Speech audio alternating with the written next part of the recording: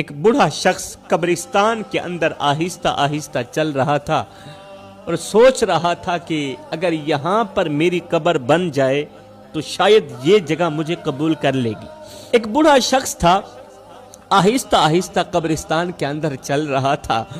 اور سوچ رہا تھا اگر یہاں پر میری قبر بن جائے، یہ جو جگہ ہے یہاں پر میری قبر بن جائے تو شاید یہ جگہ مجھے قبول کر لے گی۔ اچانک دل نے کہا نہیں، قبر کے ساتھ ایک درخت بھی ہونا چاہیے۔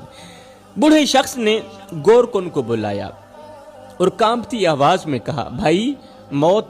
بہت قریب محسوس ہو رہی ہے مجھے، لہٰذا میری ایک چھوٹی سی خواہش ہے، میرے مرنے کے بعد یہ خواہش پوری کر دینا، اور وہ خواہش یہ ہے کہ جب میں مر جاؤں تو میری قبر اسی درخت کے نیچے بنا دینا۔ جب میں مر جاؤں نا تو میری جو قبر ہے وہ اسی درخت کے نیچے بنا دینا، مطلب چھاؤں میں میری قبر ہونی چاہیے۔ یہ سن کر گورکن چونک گیا، کہنے لگا، بابا جی یہ کیسی خواہش ہے؟ میں زندگی میں پہلی مرتبہ ایسا سن رہا ہوں، اگر اس خواہش کے پیچھے کوئی کہانی چھپی ہوئی ہے تو ضرور سنائیے۔ یہ سن کر بوڑھا شخص رونے لگا، رو کر بولا، بیٹا 10 سال گزر گئے ہیں، آج سے 10 سال پہلے میرا بیٹا مجھ سے روٹھ کر ناراض ہو کر مجھ سے جدا ہو گیا تھا۔ آج سے 10 سال پہلے 10 سال ہو گئے ہیں، اس نے میری شکل دیکھنا بھی گوارا نہیں کیا۔ 10 سال گزر گئے، میرے بیٹے نے میری شکل دیکھنا گوارا نہیں کیا، لیکن اب مجھے یقین ہو گیا ہے کہ جب میں مر جاؤں گا نا تو ممکن ہے میرے بیٹے کو وقت مل جائے، میرا بیٹا مجھے ملنے کے لیے آ جائے، شاید زندگی میں نہ صحیح مگر موت کے بعد ہی صحیح وہ آ کر باپ کی قبر کے ساتھ 2 لمحے بیٹھ تو جائے گا نا۔